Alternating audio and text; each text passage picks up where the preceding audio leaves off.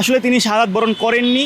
আমরা এই dead body মাটিতে দেবো না, এই ডেড বডি দিয়ে আমরা ডোনাল্ড ট্রাম্প হত্যা করব। আসলে তারাই মূলত প্রকৃত মুসলিম। যুক্তরাষ্ট্র এবং ইসরায়েল মিলে ইরানের উপর যে হামলাটা করেছে, প্রথমত এটা হচ্ছে আন্তর্জাতিক আইনের সকল ধারার লঙ্ঘন। আমরা দেখি শুধুমাত্র তারা যে হামলা করে থেমেছে ব্যাপারটা এরকম না, তারা ইরানের একটি বালিকা স্কুলে হামলা করেছে এবং স্কুলে হামলার মাধ্যমে শতাধিক শিশু হত্যা হয়েছে। আমরা দেখি যারা পশ্চিমা বিশ্ব, যেখানে তারা হচ্ছে লিবারাল মতাদর্শের কথা বলে, তারা মানবাধিকারের কথা বলে, তারা শিশু অধিকারের কথা বলে, তারা নারী অধিকারের কথা বলে, কিন্তু তারাই আবার অন্য দেশের সার্বভৌমত্বের উপর আঘাত হানে। আমরা দেখেছি ইরান আজকে থেকে না, 1979 সালের তাদের বিপ্লবের পর থেকে আজকে পর্যন্ত তারা এককভাবে নিজেদের ঢাল নিজেরা হয়ে তারা যুক্তরাষ্ট্রসহ বিশ্বের পরাশক্তিগুলোর সাথে লড়ে যাচ্ছে। তো যুক্তরাষ্ট্র যেভাবে পুরো দেশের উপর, পুরো ওয়ার্ল্ডের উপর তারা তাদের নব্য উপনিবেশবাদ চালু করতে চায়, এটা অন্যতম একটা বাধা ছিল ইরান। তো ইরানের উপর তারা সম্পূর্ণ আন্তর্জাতিক আইন লঙ্ঘন করে, অযাচিতভাবে হামলা করে এবং এইখানে হচ্ছে তারা নেতানিয়াহু ইসরায়েলের মতো একটি কুলাঙ্গার রাষ্ট্রকে সাথে নেয়।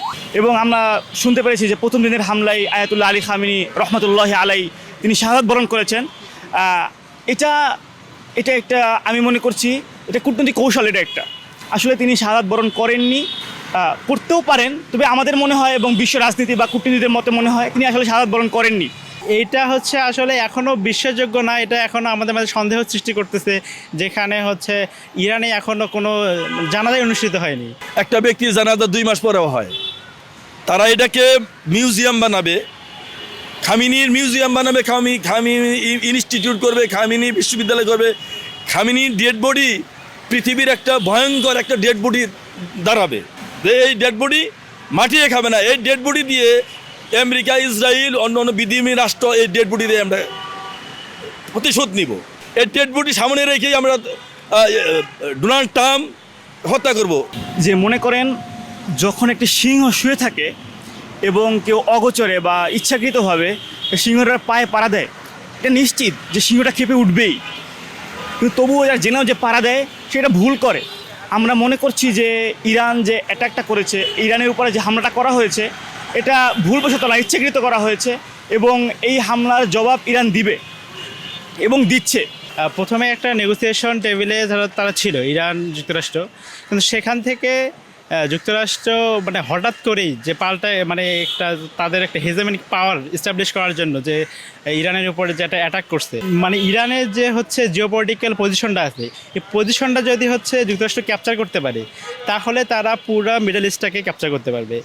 এখন ইরানকে ধরেছে, আবার কয়দিন পরে সৌদি আরবকে ধরবে, এরপরে পাকিস্তান, এই পর্যায়ক্রমে ওরা একে একে সব মুসলিম কান্ট্রিগুলোকে ধ্বংস করে ফেলতে চাচ্ছে।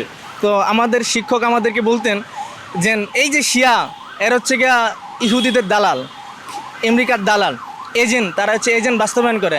এরা মূলত প্রকৃতপক্ষে মুসলমান না, প্রকৃতপক্ষে মুসলমান হচ্ছে আমরা যারা সুন্নি মুসলিম, যারা কওমি অঙ্গনের পড়াশোনা করি।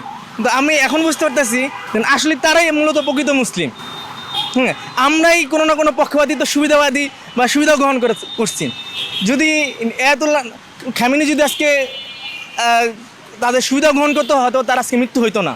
যেখানে এখন যুদ্ধ চলছে মধ্যপ্রাচ্যে, এটা তো মধ্যপ্রাচ্যের না, এটা বোঝা যায় আমার দৃষ্টিতে যেটা আমি যা দেখলাম, এটা মনে হয় সেই ক্রুসেডের জামানাটা আবার নতুন করে ফিরে আসছে। যে তেল যেটা, এটা একটা বড় ইস্যু, জ্বালানি। এটা কারণে আবার এই যে অবশ্যই এটা যুদ্ধ প্রলং করলে এই জ্বালানির মূল্য বাড়বে, জ্বালানির মূল্য বাড়লে দ্রব্যমূল্য অবশ্যই বাড়বে। শুধু দ্রব্যমূল্য না, আমাদের যারা সাধারণ মানুষ আমরা মানে করে ওদেরও সমস্যা হবে। আর যারা মধ্যপ্রাচ্যে যারা ওই কর্মী, ওদের উপরও এর একটা প্রভাব পড়বে এবং ওরা রিমিটেন্স কম পাঠাবে। আমরা যারা ওদের রিমিটেন্সের উপর নির্ভর করে আমাদের অর্থনীতি চাঙ্গা করছে, আমাদেরও কিন্তু দুর্ভোগ বাড়বে। ইউক্রেন এবং রাশিয়ার যুদ্ধ যেভাবে বাংলাদেশে প্রভাব পড়েছে, আমি মনে করি ইরান এবং যুক্তরাষ্ট্র বা ইরান এবং ইসরায়েলের যুদ্ধ এভাবে একটি প্রভাব বাংলাদেশে পড়তে পারে।